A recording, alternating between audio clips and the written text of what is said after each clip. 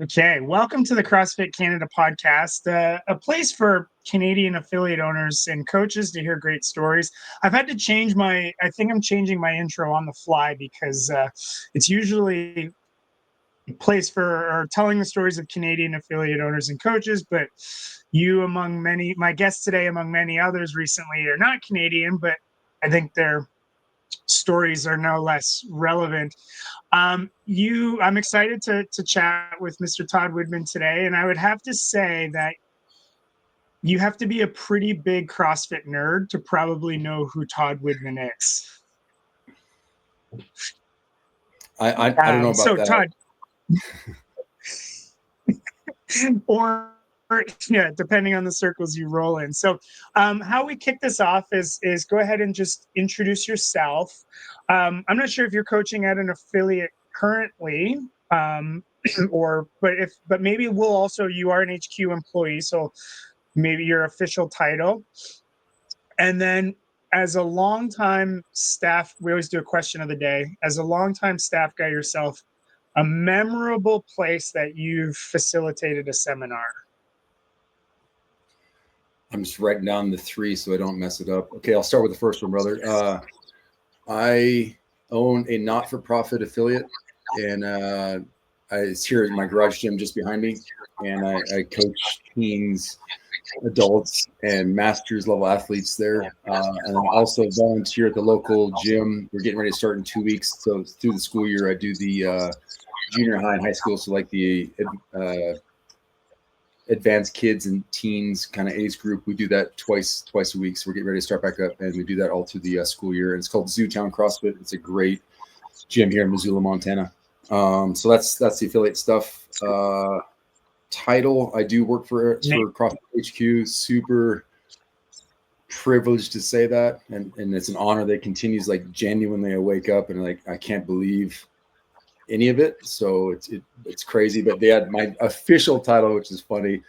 I'm the seminar staff development manager, and I had to practice that about 50 times in the mirror to be able to even say that long thing. But I'm very fortunate to have several different hats in the CrossFit ecosphere. My main job though is I work with and for the staff to improve them, help them out, tips, tricks, lead, all that kind of stuff. Very cool. And then the final question was a memorable place that you've worked a gig. Oh my goodness, there are so many. What a question. Oh my goodness. Especially to kick things off, you know? Okay. It took me a second, but I found it. A memorable place. We were in New York City. I was with great friends, Chuck Carswell and Adrian Bosman, and we were stopping by the gym there. I'm blanking on the name, Brooklyn, I think, and great owners, great people. And long story short, we were just visiting the place to do a gig later on, and subsequently, unbeknownst to us, we parked in the wrong place and our car was towed. Well, we got a workout in, we walked back out, the car's gone. We're in it's CrossFit Brooklyn, and we walked back out, car's gone. We automatically thought it was stolen, and we had this insane interaction with a local construction dude who was straight from the boat, Ireland, and had this really thick Irish accent. And he said, "Yo, yeah, it was towed." And we're like, "What? Yeah, oh yeah, the fucking cops got it as towed." It's like, okay, where do we go now? And long story short, it was quite memorable because then now we didn't have a car and we're in downtown New York and we're trying to figure out how to work it out. So a phenomenal people, phenomenal place. So there you go. Very cool. Well, again, probably among many, we could probably spend the whole time regaling stories of gigs. But so, yeah, as you said, CrossFit seminar staff development lead or whatnot. I probably botched it. That's why you had to practice it. But what was your, I'm always curious, especially for someone who's been around as long as you have, what was your first exposure to CrossFit? What's your, when and where and what? What a cool question. Yeah. And I thank you for asking, because I never tire about the joy of it, because I'm immediately transported back to that moment. I was an officer in the Marine Corps, and I was one of many other people. I was very, very average amongst a bunch of meat eaters. They were just awesome dudes.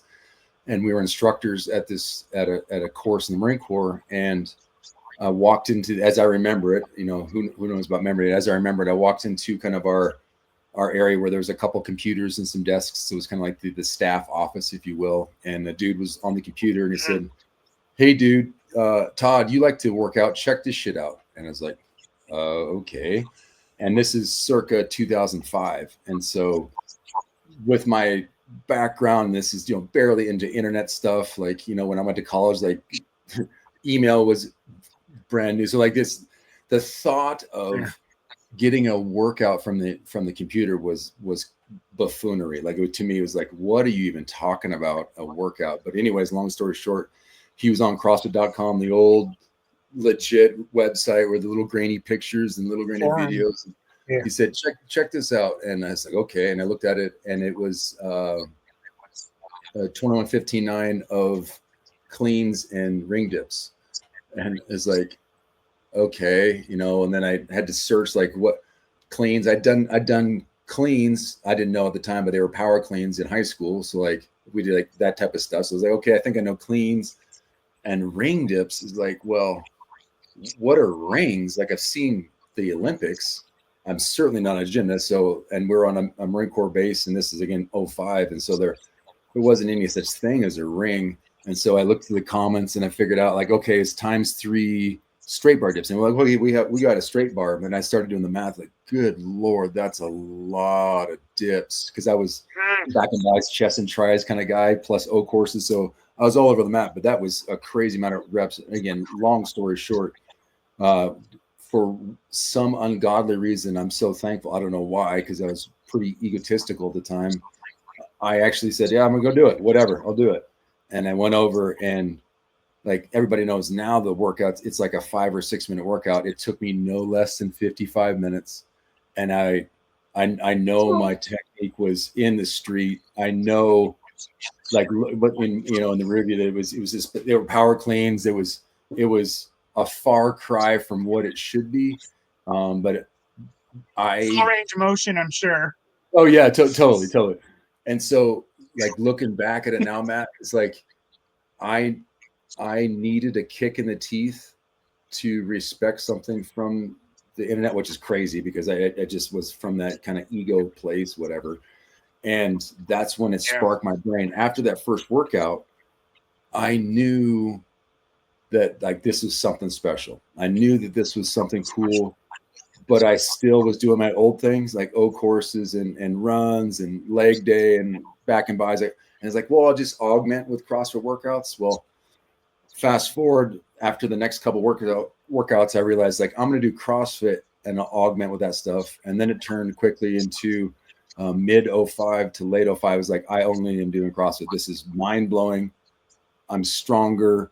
I'm better at that other stuff than I've ever been, and not for lack of want or try. Like, I was a 25-year-old dude in kind of my peak heyday of being around a bunch of meatheads trying to be stronger, faster, better fighters, all that type of stuff. And CrossFit single-handedly, just by doing the workout of the day poorly with terrible technique, made me stronger and faster and better than I'd ever been to date. So that's how I started on the journey.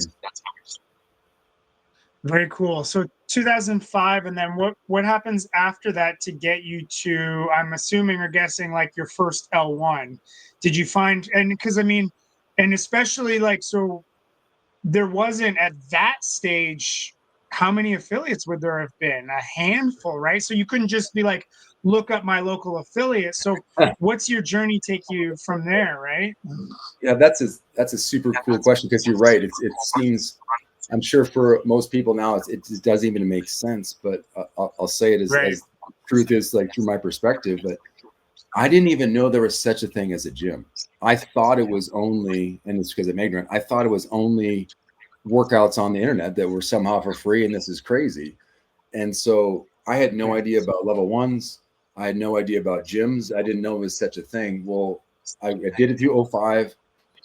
06, early 06, I'm doing it. And that's what we do we call it PT. So that's what we do for PT. And we put it up on the board. A bunch of us, we put our times on the board and we, call each other out and all that stuff. It was just friendly banter and it was awesome. Well, the early summer of 06, my best friend at the time, amazing dude. He's a national champion collegiate wrestler, black belt jiu-jitsu kind of guy, plus Marine stud. So just a fighter. He was recognized by the little fight school there as like, hey, this is someone that could take information from a fitness group and like help out the Marine Corps. And so they offered Marcus the opportunity to go to level 1. Well, Marcus had 4 kids. He's getting ready to change his job and he wasn't that interested in it. And so he kindly, unbeknownst to me, he just erased his name and he put my name in it. Wow. And so he came out. I was out on that LZ, so like a landing zone for helicopters. We're getting ready to do this helo stuff. It's all training stuff at this time because we were instructors. And he comes out and he's like, "Hey, dude, I got you signed up for a level 1." And I'm like, what is a level 1? And he said, "Well, like CrossFit. It's CrossFit level 1." And I looked at him and I was like, "Okay, like does it help you? Does it like help you read the internet, or like does it like help you navigate the site?" Because in my mind, it's like this thing only lives on CrossFit.com. Like what on a webpage, programming on how to be better at navigating the website? And he's like, "I don't know, man. I just know like end of July, these are the dates, and you got to go." And I'm such a knucklehead. Like at the time, I had already planned to go out and visit my brother for his birthday in July. And so I was like, I can't make that. And so I had this kind of existential life crisis of it's a gift. I think it's to read the internet. And I already had plans like, but you know what, Marcus, I love you. You gave such a kind gift. Okay. Yeah, I'll go. I'll figure it out. I'll go. Cancel my plans to go out, visit my brother. Long story short, I went out to California and I went with 2 senior enlisted dudes that were awesome fighters. I'm still friends with them to this day, Brandon Millsaps. Went out. I didn't know the dudes, and we hung out in San Diego. Well, unbeknownst to me, they signed us up for a whole week. And the first weekend, Matt, was like this smorgasbord of all the top different people that Greg had been working with. They just put them all in this warehouse. And you could like... create your own adventure, go from booth to booth, and like I'd go. I think I've heard of that. It was unbelievable. Yeah, like K-Star, was he there yet, or isn't that when how Berginger got his first exposure was there in? So like I'm so ignorant because I only was doing CrossFit from .com, and I had to look up every time like what's a muscle up and what a snatch, what is that? Like I was that guy, and I'd look at a little video and I'd try and do it, whatever. So yeah, we're in this warehouse. I'm completely lost, but it's still pretty typical Marine Corps stuff. Like go somewhere and figure something out. Okay, like so I'm there, and these booths, and Greg opens it up like, "Hey, this is the first time. It's kind of like our Lollapalooza of fitness." I don't know who Greg is. I don't know who these people are, but I do know a couple faces in the crowd. And my friend had sent me Marcus. He's like, "Hey, the only thing I ask for you is go figure out what this kid stuff is about." It's like, okay. I'll go there first. And so Brand X had a booth that was CrossFit Kids. And so I was like, "Hey, how are you? I'm Todd.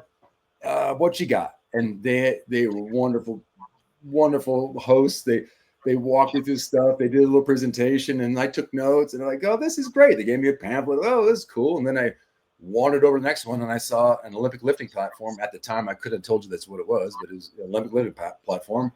And it's like, "Oh, cool, what's this?" And he's like, "Hey," and I introduced myself. "Hey, I'm Todd Widman." Like, "Oh, cool, I'm Mike Bergner." "Oh, cool, good to meet you, Mike." And of course I said sir because he's senior to me. It's like, "Good to meet you, sir," and this and that and that and this. And he said, "Yeah." I said, "Well, what's going on here?" He said, "Well, this is Olympic weightlifting." And I'm so new still that I don't know the words as well. It's like, "Oh yeah, that's like the sport of powerlifting, right? That's like bench press and deadlift and back squat." And he's like, no, that's it's cleans and snatches there, buddy, and jerks. And it's like, "Oh, cool." So I got some of it was my first official teaching of the Olympic lifts from Mike Bergner, because why wouldn't you just start there? And then the one face that I recognize in the crowd, because I'm a pretty big MMA fight fan, John Hackelman, the Iceman's head striking coach, had a booth. And so I was like, hey, hi, man. Like, I've got stars in my eyes because I know exactly who you are, and you're a badass. And he's as cool as can be. Just, hey, man, what's going on? Good to meet you. Did some striking, did some things. And so long story short, I spent the whole day just in awe of, like, this is just amazing. All these cool people. Everybody was super kind. Everybody was super accommodating, and they dealt with a complete beginner. Like, I was a strong kind of like meathead kind of guy, but I didn't have the technique, but I was there to learn. Spent the weekend doing that. And then all week, CrossFit San Diego hosted us. And again, that's the first time I ever saw a box. And I remember clearly to this day looking at the sign, it said CrossFit San Diego. And I was like, that's so cool. That's a thing. Like, I thought it just lived on the internet. This is amazing. So they were so kind. It was a Navy SEAL and his wife that ran it. And then other Navy SEALs were part of it. And they were super kind. Of course, there's the friendly banter between Marines and Navy guys. Like, oh, here come Crayon Eaters. Like, hey, what's up, dude? Like, and they'd thrash us, and it was great. We did that all week and just kind of hung out in San Diego, did some surf, and we went up to Mike Bergner's place because he's so kind. He's like, oh, Marines, you guys come up to the house. So Wednesday we went to the house, into his garage, and I'm here. I can even feel it. Like, I didn't know, but I'm amongst legends, looking at pictures of his son and seeing Olympic medals, and you're like, this is crazy. So we brought Coach Bergner a pair of camouflage pants. Just like, hey man, here you go. Here's from a couple of jarheads to you. And then that weekend was the level 1 in San Diego. So at CrossFit San Diego was level 1. And I was such a fanboy just from the internet, and all of this is so new to me. I walk in, and I'm embarrassed to say it, but it's the truth, that I walk into registration. I'm early, I'm on time, I do my thing, and who's my reg girl but Nicole Carroll? Now, I'm so ignorant. I didn't know her name. I knew her as the Nasty Girl, because it's like, how many times we've watched Nasty Girls in the that office I was telling you about. I can't even count, because we couldn't do a muscle up, and then here's this little chick banging out muscle ups next to 2 other chicks. They're just crushing this workout that us meathead tough video guys. They did strict slow ring muscle ups too, right? Strict slow ring, and I couldn't do a kipping to save my life. I couldn't get up there, and here these ladies are making us look like fools, and like the humility, and I just drink that humility. This is awesome. And so long story short, there I am at the front desk. Nicole's super kind of like, hey, how are you? What's your name? I said, oh, it's Todd. And I was like, you're the Nasty Girl. She's like, yeah. And thankfully she was kind. But she had to look like, yeah, dude, like, haven't ever heard that before. But I was like, oh, I'm sorry. No, I'm that guy. So I'm all freaked out. Get my name tag, go sit down. And then for that weekend, Matt, my mind was blown. My mind was blown. Yeah. And realized that I have the privilege of a lifetime of sports. I was like a wrestler, football player, baseball kind of guy, and had been lifting religiously since about age 11 or 12 and working out and trying to be tough. And in that one weekend, I realized, for me personally, everything I thought I knew about working out and exercise physiology and biomechanics and nutrition was completely wrong. And so by the end of day 1, and certainly by day 2, I just control-delete everything that I think I know. And this is what I need to figure this out, because this is the truth. This is the juice. And I thought I was doing the juice, and this is insane.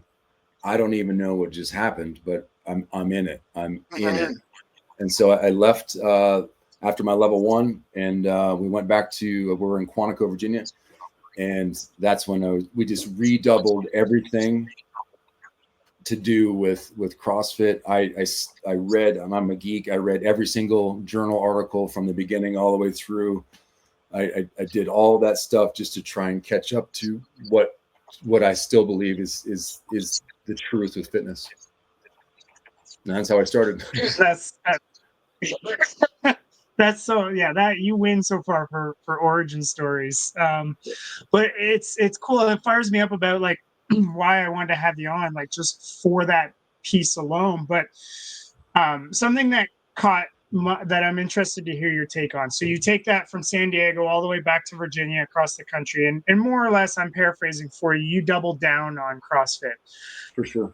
Many might interpret that as like, I'm going to now do 2-a-day sessions. And like, how do you, when you say like you doubled down on it, because the methodology is clearly what hooked you from the beginning, and I'm guessing it's what's keeping you going today. So as you recall those early days, what was doubling down like for you in application?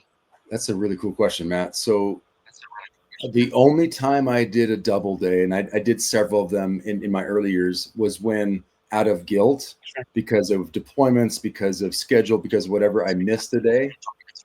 Because it's 3 on 1 off. That's what the computer said. So if I miss one, I have to make up for the next day. So I would do double days every now and this out of guilt to make up for what I missed.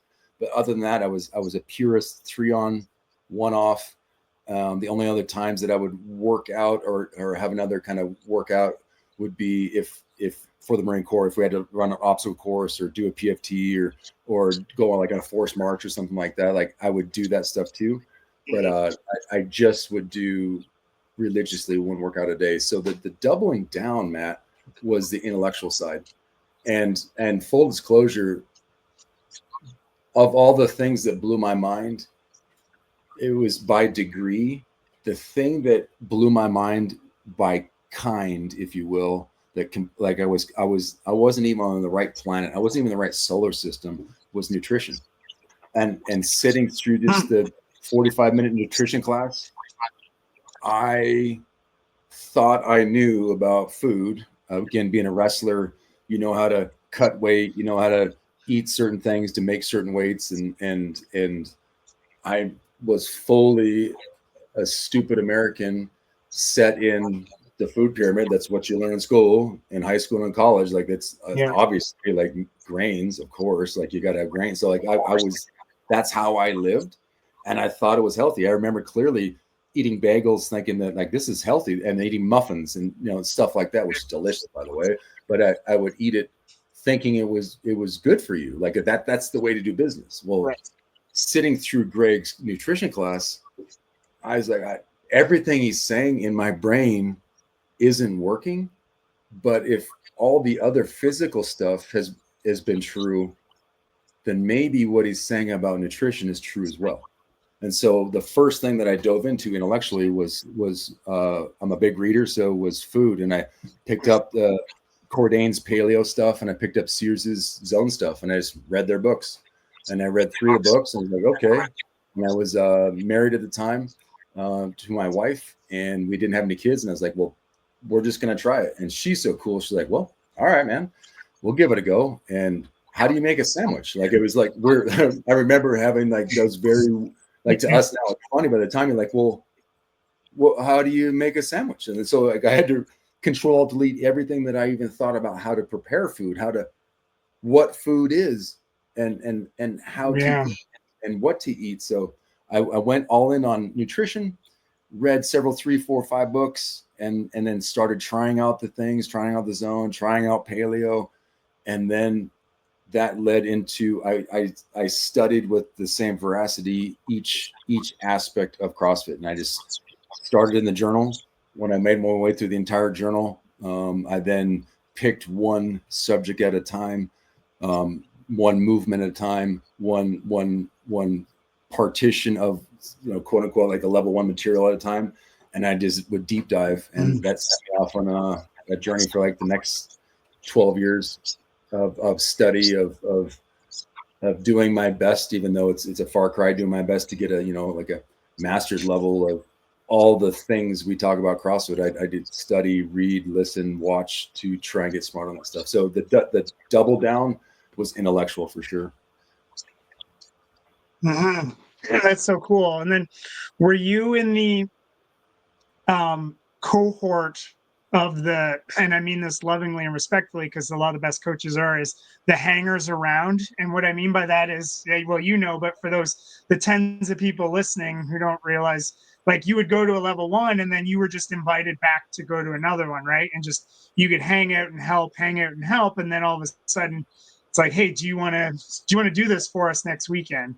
Was that your group, or was your pathway in a different way? That was absolutely my group, Matt. And to call it like serendipitous or like a blessing is an understatement. So July 06 is when I went to my level one, and I just doubled down. I was doing my thing, and in my mind, it was like that was that.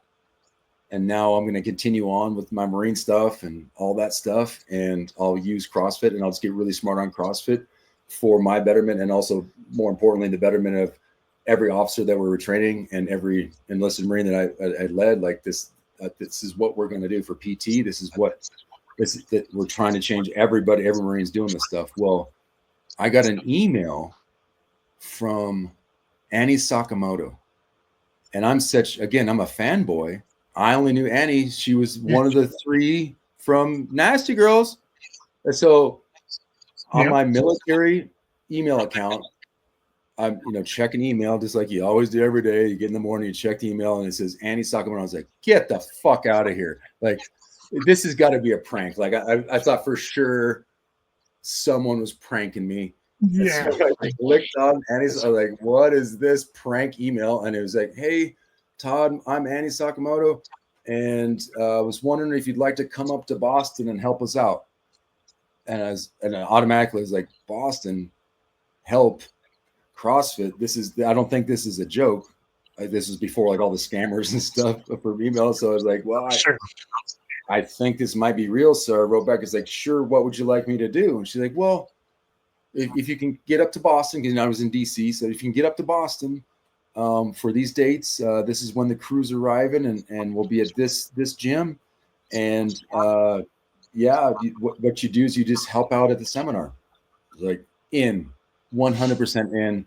So I bought a plane ticket and stayed at a local friends that I knew up there, and went up, and I was one of the strap hangers. I was one of the guys. I got a t-shirt when I got there, like, this is cool. And I got to sit in back, listen to the level one for the second time now. And my brain was just as blown either by things I heard wrong or listened wrong or remembered wrong, voraciously taking notes, and then like being stoked. Oh yeah, I remember that. And this is cool, but that's a better way to say it. And then they had me coach a group, which I can't even imagine how bad it was, Matt. Like I can't imagine those poor participants. I'm sure like this guy's new. So I did the squats and the presses and dead breakout. And then I just tried to help out where I could. And that was that. And that repeated a couple times until I got out of the Marine Corps in middle of 07. And I transitioned out. I was with my wife and our newborn. He was 1 at the time, our first son. And we moved back to Montana. And I received another email. I don't remember who it was from this time. I just remember that first one from Annie. So received another email. Hey, Todd, can you help us out in Portland? I was like, yeah, that'd be cool. Because I have one older brother and he lives in Portland. It's like, yeah, I'll combine it, kind of a family type thing. It'll be great. I make my way out to Portland and worked a gig there Saturday, Sunday. And then I had a super, like, I could feel it. It was the time to talk to him. And Dave and Nicole were there working it. And I was still a helper with them. I now was more familiar with kind of the helper strap hanger type role. And the gig got over. Thanks so much. And this and that. Greg was there, of course, and all that. And I remember clearly I was talking to Dave and Nicole. And we were at CrossFit Hell. It's not there anymore, but it was HEL was the name of the gym. And I was like, guys, can you talk for 2 seconds? And like, yeah, sure. What's up, Todd? And I was like, I just wanted to thank you for how amazing CrossFit is. It's changed my life. Someday I'll absolutely open a gym in Montana. And it's just been such a privilege. But I had transitioned over and I was a carpenter, and I was like, I can't afford a plane ticket. We were super hard up for money at the time because I planned poorly and I just couldn't make it work. We were on food stamps and all that. So I was like, I can't fly to Portland and help out in stuff like this. I thank you so much. And I wish you guys well. And Dave looked at me and goes, well, what if we paid you? And I was like, what? Because I didn't know. Look, there was no such thing as a job. So I'm sure my face was like, what are you even talking about? Like what language? So in a turn of fate, sorry to cut you off, was you were having a conversation with them to say, hey, this is the end of the line. Thank you. Yep. Shake your hands and move on. Yep. And just completely the other direction. Yep. It so couldn't have been said better, Matt. Couldn't have been said better because I was so embarrassed to lick a gift horse in the mouth in that, like, they had given me the gift of showing up and helping out and listening to this wisdom from Greg and wisdom from Nicole and wisdom from Dave. And I was beholden to them, but I couldn't afford it. I just couldn't do it. And they said, well, what if we pay you? And I said, yes, that would be amazing. I would love that. And they said, okay, cool. And they later worked a deal with me, like, hey, there's no guarantees on anything, but you'll be one of our instructors, and we can try and get you 2 to 3 gigs a month. And I was like, in. And I started working part-time for construction and full-time for CrossFit. And then I quit my construction job as a carpenter, and I opened a gym, and I traveled full-time. And that's what the life I lived both in Montana and then when we moved to Seattle area, Tacoma. I was full-time on the road whenever they needed me. Let's go. And had the privilege of working level 1s and level 2s on the road as a flow master is what it's called. And did that professionally. Like, that was my sole purpose. And then I coached during the week at either the affiliate I owned, or when I got out of the affiliate at friends affiliates in my garage gym. So did that all the way until a couple years ago. So 2018, 19, 20 is when, like, right before COVID is when I was transitioning more into like an administrative role and less on the road, though I was still on the road a lot. Yep. And then in 21, Nicole got a hold of me. She's a dear friend of mine to this day. Nicole got a hold of me, and I was in Vegas traveling for a kids thing. And she called me and said, hey, Todd, I'm thinking about making a new role for you and a couple other folks, and we'll call it the seminar staff development manager, and you'll work for Joe Alexander, and just think about it. And that's how I transitioned fully into more of an administrative role. And then I travel just to lead other leaders and to be parts of other systems and stuff. But I don't do gigs anymore. So I don't do level 1s and level 2s anymore. That's so cool about how, like, actually I was just having a conversation with someone this morning. I say, like, the universe will always do universe shit. Like, you just your people, I think, almost nowadays get so stuck on some sort of linear path. Totally. And it's like, there's a ton of tributaries off this river. You just got to throw the paddle and trust it. As long as you're kind of moving towards something with a little bit of purpose and passion, it doesn't have to be the right thing. It'll potentially get you to where you're going. And it's impossible to know the right thing. I would submit, like, for me, I couldn't have dreamt of the pathway that I ended up following. Like, I couldn't even, CrossFit wasn't a thing before the Marine Corps. Marine Corps wasn't a thing before. Like, the people that I've had the privilege of talking to, of being led by, of rubbing shoulders with, like, I'm so blessed to have lived a life where I'm standing on the shoulders of giants. Legitimately, I am where I am today because of unbelievable people continue to help me out in life and to put me in positions and places that I have no business being. I don't deserve it. I don't have the schooling or the knowledge or the accolades or even the business being there, and yet they empower me and put me in places and support me. It's is truly, it's a humbling thing to even recall. Yeah, that's so cool. So I want to switch gears slightly, but still relative to the same conversation. So you mentioned like you would if it would be it would be hilarious if we could show you a video of you coaching your first Oh squat boy. breakout. But Oh boy. uh a willingness and a want to just do the best job you can to serve the people that are serving you. And what in those early days for you, and even when you got onto staff, Mm-hmm. what did development look like for you, Todd? Because again, an entirely different ecosystem. Now someone could go on Instagram and try to find a zillion different, right? But so how did you approach development for yourself at that time? Yeah, my development, sorry for the repeat, but it's just the truth. My development was what worked for me in college. That was the muscle memory that I had that I took through the Marine Corps, and then I took into CrossFit, and that is to dive headlong into a regimented program of knowledge and then practical application and repeat and do as much of that as possible. So on like the micro scale, my rhythm was I'd get up at 3:30 or 4, and I'd put in 2 hours in the morning on studying. And again, whatever topic I was on that was relevant to exercise physiology, sports science, CrossFit, nutrition, like all that type of stuff. So 2 hours of study in the morning, and then I'd go work out. And then when I was doing construction, I'd do construction all day. When I was coaching, I would coach all day. And just like any regular affiliate, you're learning all the things, and you're coaching 3, 4, 5, 6, 7 classes a day, depending on the day, depending on the other instructors, all that type of stuff.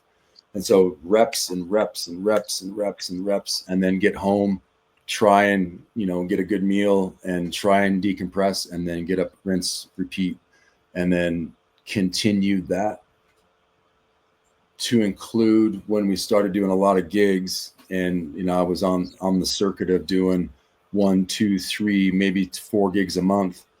It was a pressure cooker of the most amazing people that I was able to learn from and glean from. I mean, I'm learning from Adrian Bosman and Chuck Carswell and Nicole Carroll and E.C. Sinkowski.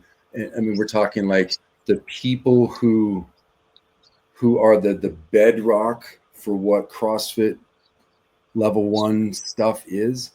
And so I would study as much as I could, prepare as much as I could. And then every time that they would talk, whether it's the presses lecture or they'd be talking about nutrition, I would just be writing notes. Like, that's a good way to say it. Or when I'd hear them in a group breakout, they'd say, like, I've never thought of that cue. And since it was just a continual, I'm around these amazing people who are 10 times the coach I am, 10 times the scholar I am, 10 times the athlete I am. And over, as you know, like if you make that 1% change every day, add that up for 15 years, and then finally you're at a spot like, wow, I'm a lot farther ahead than I would have been if I was just by myself. And so again, pressure cooker of amazing people, lots of study, and coaching as much as I possibly could. And so then here's a question for you, just in your opinion or reflection: is process or willingness, which would you categorize as more important then Oh my goodness. to get better? I think willingness is more important, because if you don't have that desire, and I hate to separate them, but if you don't have the desire to put yourself through the regimen of the daily process that's required to get better at anything, you'll never get there. So I think it's just difference between motivation and discipline. I think it's the discipline, Right. which is backed by desire. Like, I want to be the best flow master that I can possibly be. Like, that's the distant goal. It was that way for 15, almost 20 years. How do I do that? I have to increase XYZ 1, 2, 3. And the only way that I had learned at that time that was effective was daily, hourly discipline of like, you don't skip workouts, you don't cheat on the meals, you don't skip on your studies, you don't skip on your desire to dig deeper and to open your head to, which was so hard for me for the longest time, to, instead of trying to be right, which is a fault of mine, it was like listening to other people with the intent of learning. And then when that flipped for me, Matt, is like, oh shit, like it's not a competition. It's that like Matt's trying to make me better and he's giving me something from his perspective. So like I'm stealing that. So when I turn my brain over to everything that I know I've stolen from somebody, and that's actually okay, and that's not something to be ashamed about because it's the truth. Like I learned it from somebody that thought of it before, or that they taught me or showed me. I didn't come up with any of this stuff legitimately. It's like, okay, if that's the truth, then the key is to steal from as many people as possible and give them credit and just try to make people better. And when my brain switched over that, then it took an entirely different level of trajectory to who knows to where it's going. But the forced humility and the respect of other people and like their paths and the wisdom that other people have gained, I was able to double, triple down on things because they were giving it as a gift. Yeah. And, you know, it's so funny about like, cause the two, I mean, aside from many quotes, like rising tides float all boats, and then good artists create, great artists steal. That quote I heard, and when I applied that one to coaching, it was like, man, I got so much better faster. And I had, you know, and you probably know him personally, but I had a really cool experience at the owners and coaches conference where I got to see Eric Preston in the hall. And I said, I've never met him before. I said, Eric, I just want to thank you. I've been using your deadlift teaching process, the universal rest position. Nice. There's a video of him in a gym somewhere. And I said, I still to this day, that is my teaching progression. So, and I stole it. And so thank you. And it was cool to be able to like actually see him in person and say that. That is so cool. Yeah. Eric Preston is a dear friend, and talk about a human being with the most pristine character. I don't know a better man as a human being than Eric Preston. Like he's a phenomenal human. So wow, what a compliment to him. Yeah, for sure. Yeah. So, but on that note of like good artists create, great artists steal, I don't know how much you're in the ecosystem kind of outside of the bubble, but I'm going to ask the question anyway, and you're careful in my wording, but do you think nowadays, as the coaching world expands and expands, both in like volume of people getting their level 1s and level 2s, that too many people maybe potentially are trying to reinvent how it's all done, when the answers could be more in front of them of like, hey, just steal the way it's done and in the progressions that we put and master that first? It's a cool question. And my knee-jerk reaction is I'm just trying to poke at it with my brain, but it's still remaining true. I think it's an unavoidable part of the human process. I think we all, I'm going to speak for myself personally, I see something and I have that thought like, that's good, but I could make it better. Or that's good, but this is how I would say, or this is how I would do it, or here's the way that I would relay it because of my skills or my inabilities or my background or what have you. And follow the bouncing ball. What I think happens is that you get better at the thing you're doing, but you might be kind of going away from center line. But then what I found for myself is as I got smarter, better, wiser, they're like, oh, and I see the wisdom of what was already there. And I think it's an inevitable, unavoidable part of the human condition is that we put the salt shaker. I'm stealing this from Boz. He said this analogy. Put the salt shaker in the center of the table, and someone else will show up and they'll move it. No, that's the center. And it's our job to keep bringing that as a seminar staff to bring that salt shaker back to the center. And I think about that a lot is I think we all unintentionally move the salt shaker. And the only way to avoid that, and that might not even be wrong, because I think that creates really cool offshoots of different ideas, different thoughts, different things that, like, for guys like Wim Hof, like, who'd have thought 30 years ago that people that breathe, it's really good for you? And then you're like, okay, cool. Like, like all these different ideas and thoughts, they can actually, there's parts and pieces that are really, really cool about what they teach. But that salt shaker, I think you need a couple things. One, you need to be able to step away from what you're doing and what you're thinking and who you are, and look at it from a different perspective. Get your emotion out of, like, this is the best thing, or I'm right, or they're wrong. Like, nah, look at, what am I doing? Why am I doing it? How am I doing it? How could I do it better? And then the second thing is rely on other people to help bounce ideas off and help counsel you and help coach you, that you respect, whether you read, whether you watch their podcast, whether you see a coach in person. I think we all perform better when we're in friction with somebody as good or better than us. And I would say the best type of friend is, like, a mutual friend of ours is like Tosh. Like, there's no way you're going to outdo Tosh. There's no way you're going to outthink him. There's no way that you're going to, but if you try and meet him and you have that friction with a guy like that, and you learn from him, you're humble and you push back when it's appropriate, and then you accept when it's not. And you realize, like, there's no way I'm ever going to beat that guy.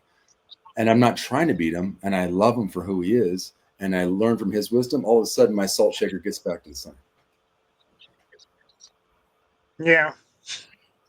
We had started offline talking about Tosh, and I was up there in March, and it was a 20-hour event.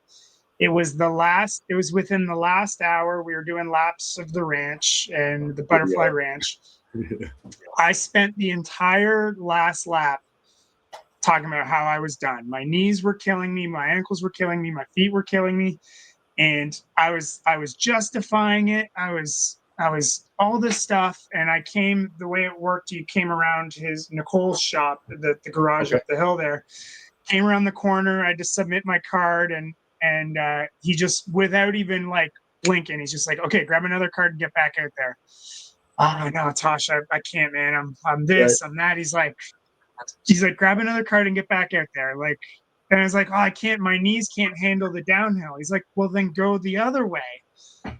And then, so, and I knew he was right. So I grabbed the card and I had to go do my little buy-in down in his garage at the bottom of the hill. And he's like, you didn't come all the way from Saskatchewan just to sit in the sun for 45 minutes. And then I spent the remaining time being ultimately genuinely pissed off at this gentleman because he's so fucking right. Yep. He was exactly right. And I knew that I was going to hear it, and I heard it, and I didn't want to hear it. But yeah, and I just, that's where we met in person, was at his place, because I just look at, like, anytime getting to work for him or do his challenges is like, I'm also, when I did Diesel Day 2, 32-hour event, I'm taking coaching notes at 3 a.m. because I'm in my little suffer zone, but he's doing story time on the machines. And it's like, yeah. And that's where I think my question is inspired by, is like, I'm doing this thing, but also there's a willingness to just always want to improve my craft and try and drink it in from wherever I can. I totally agree that willingness, I think that it's what puts us in those scenarios and situations that if we weren't willing to step through that door, we'll spend all our time thinking and analyzing which door should we go through. And at some point, let's just go through this one. It might be right. It might actually be wrong, but you don't know until you go through it. So let's go. And something I stole from ex-Google CEO recently on a podcast was, I want my people to fail quickly. And it's like, what? And so I had to, like, really listen, like, what does that mean to fail fast? Like, what does that mean? And if I understood him correctly, what he's talking about is failure is inevitable, and missteps are inevitable, and mistakes are inevitable. I want you to find that faster so we can figure out how to fix it and iterate and be better. And I was like, oh boy. And so in a weird way, that's like the ideal path is go for it, fail quickly, iterate and go.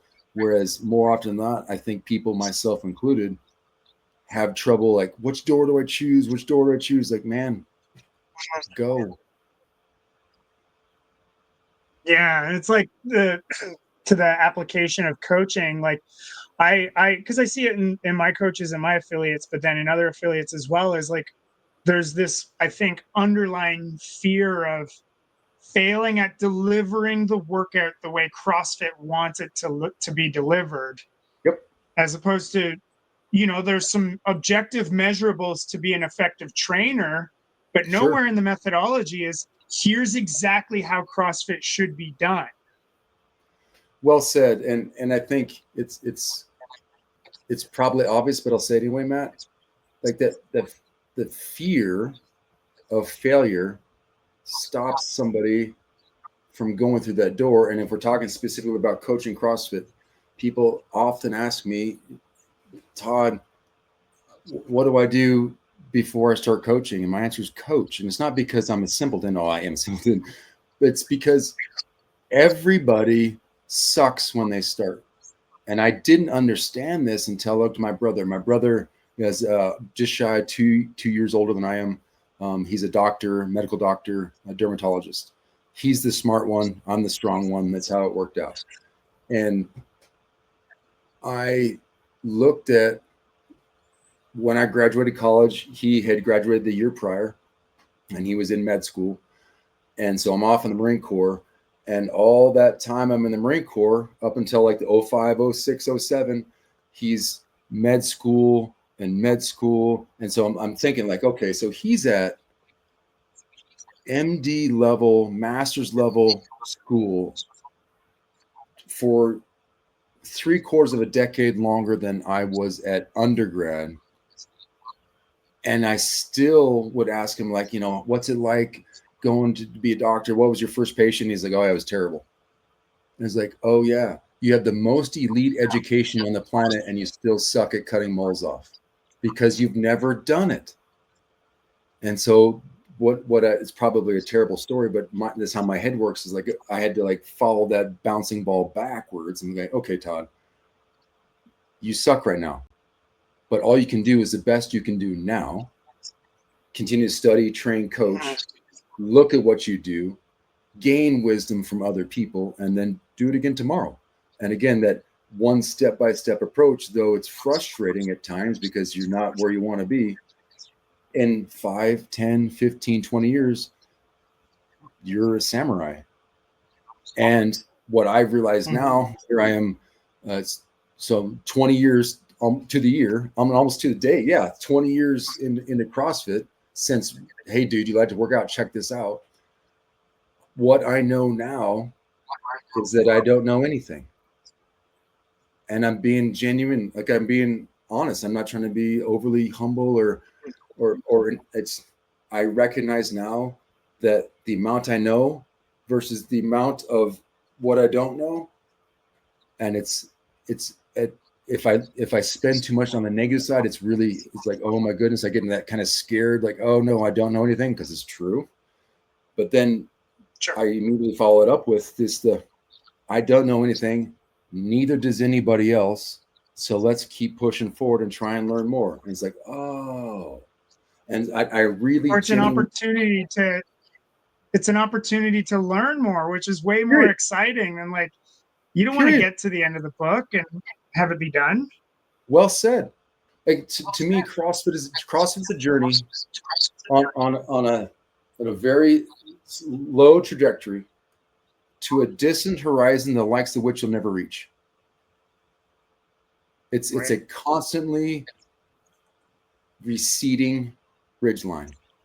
You can't get there. Mm-hmm. And so any emotion that I have or thought process that I have of frustration for not being there is by definition insane, because you can't get there. I hope that I keep that attitude until my second to last breath. Like I hope I take my second to last breath, like that was sweet, and then I die. And I learned that from a myriad of people, but I got to tell you, the one person that really struck me was Louis Simmons. Talking to Louis Simmons in person, the founder of Westside Barbell. And I'm asking them probably all the stupid questions that everybody asks people. And I'm that guy. I must go, do you like powerlifting? You know, like just stupid stuff, because I'm just in awe of who he is and the gym that he created, and the genius that he is, and all that he did. And he said, and I quote, he said, this is to a group of us, he said, you know what I know? I realize I know nothing. I was like, what? He said those words to an audience of people that are in awe of him. And this is when, at the time, he had the strongest gym on the planet and the most world record holders on the planet in his gym. And he was still the belt holder for innumerable world records for his lifting. And he said, my sport is the back squat, the bench press, and the deadlift, and I know nothing. I said, wow. So for me, like after that shocking moment, digesting and like ruminating on it, it's like, for me to be uptight or hesitant because I'm having trouble with aspect, when CrossFit is everything, not 3 movements, it's every movement, is crazy. All you need to do is start. And that's when I stole from Greg's genius of what makes a good coach. You got to care. And I think that's what he's talking about. Mm-hmm. Like, if you care about being a good coach, you're going to study, you're going to listen, you're going to look out for your athletes, your peers, your fellow coaches. You're going to try and, again, rising tide raises all ship. You're going to try and make everybody better. And in that process, you will by proxy become better as well. But if you search to become better by yourself, I don't think the rest happens. So give that gift, dude. Give it. And coaching is a gift. Yeah, I love that. And just, it gets my brain going 1,000 different directions. And even, again, you'll find these stories cool, is I have a coach who just started coaching. She's, I think, 65. Oh, And that's awesome. she's a retired nurse, and she cares so much. And we're talking about failing. I failed my attempt at the level 4 in 2013. So what did I do after kind of trying to fumble around a little bit? Was I hired a mentor. I hired Joe Maisley out in Boston, Wow. and we've been working together for almost a year. And just last week, I shared, and I asked Joe, I was like, hey, can I share our feedback session? Because he records them with my coaches for those who want to see it. And he's like, yeah, great idea. Anyway, this coach, Kathleen, shared out, she's like, she stopped me, it's 5:40 in the morning. I'm moving assault bikes across the gym. And she says, thank you for sharing that video. That was so great. I watched it twice and I plan on watching it more. And it's Wow. like, hell yeah. And I Wow. know obviously I'm biased, but I think those who get it are like, that's how you become a good coach right there. That's beautiful. That's beautiful. And Joe Maisley, like what a class act there. And your willingness to fail forward and fall forward, Matt. I'm not surprised. I know who you are, but wow, good on you, sir. Thank you. So then, for your center, what is your salt shaker, going back to the center of the table, just in your kind of application, and what excites you about it every time? Because I do feel like then, like, the people who have really dug into it, like, I know, at least for me personally, I've started to really figure out what center is, and it gets me fired up to put it there. What after 20 years, as we said, to the year, what fires you up about going back to the center? Every person who's the top of whatever they do echoes the same thing. And so I'm using those echoes to embody what my answer is. Brilliance in the basics. Because of all of our, mine included, our predilection to try and choose different ways, and this is the new better way, and this is how you should teach it. Through that 20-year process, for me, it's CrossFit just works. And if you go really, really hard, consistently, for a long time, working on the basics, that's what creates mastery. It's not the fan-nagled new move or the strike or the wrist wrap, though that stuff is cool and does work. There's nothing wrong with it, but don't let it distract you from the brilliance of functional movements at high intensity, constantly vary. Like, it literally is that easy and simple and straightforward. And that's why it's so efficient and so effective. It's, if you spend 45 minutes a day doing that, constantly varied functional movements at high intensity, though it's a tagline almost, and maybe people don't even hear it now.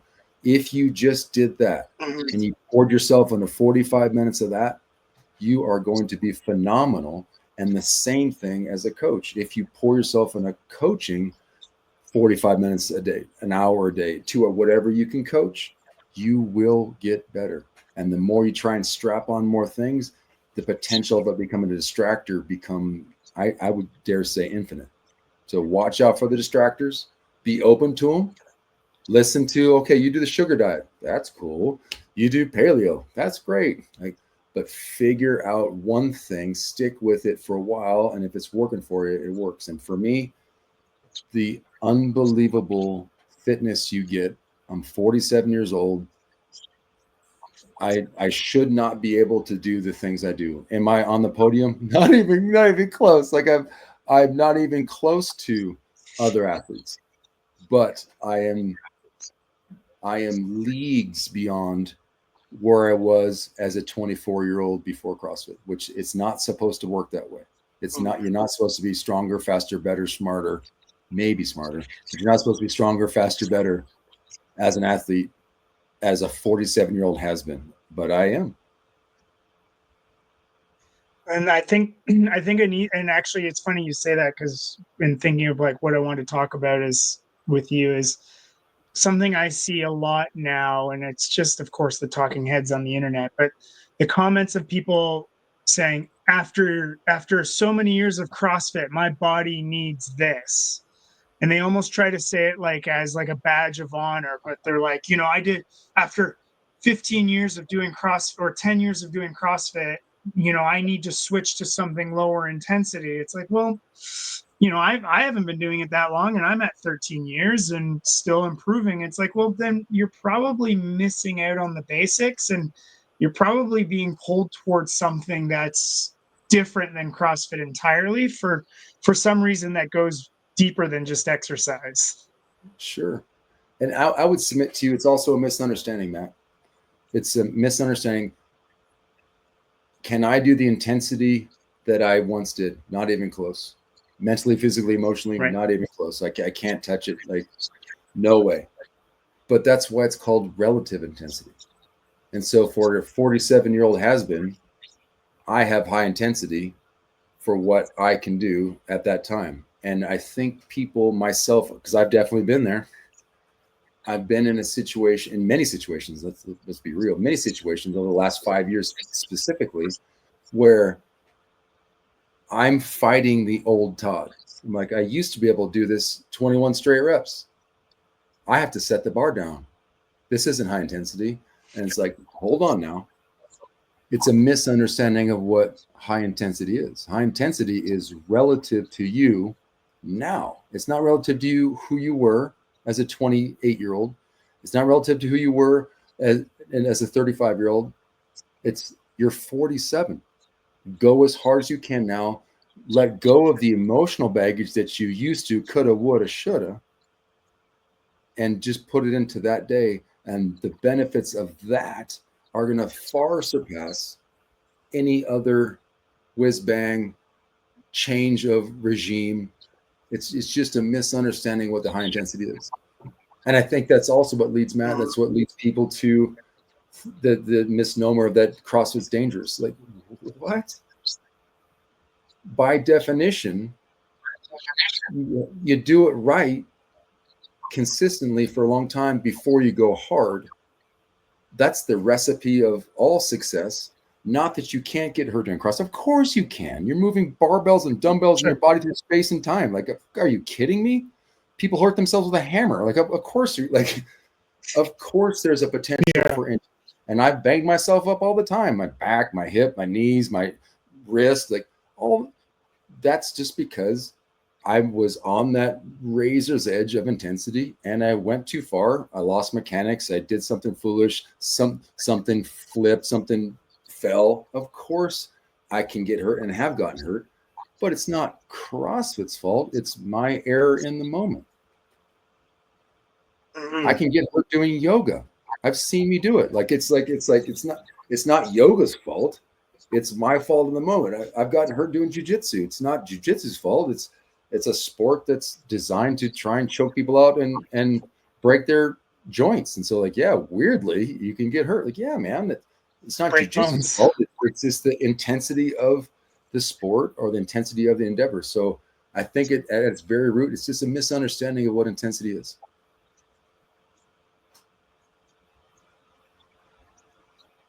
Well, and the cool part about that is, like, that's probably something you heard, 18 years ago at your level one. Oh.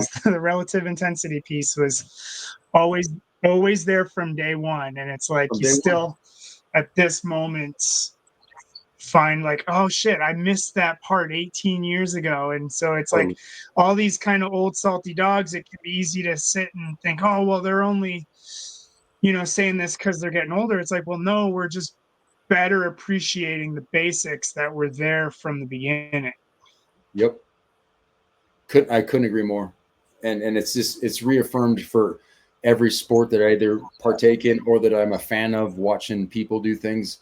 I'm a big fan of collegiate wrestling. Never was a college wrestler. I'm a big fan of collegiate wrestling, and the things they're doing, they're the moves. It's not they don't reach a level where they're now doing a different sport. They're just perfect at the sport. They're doing basics brilliantly, and then that applies to archery, shooting, like all the other things.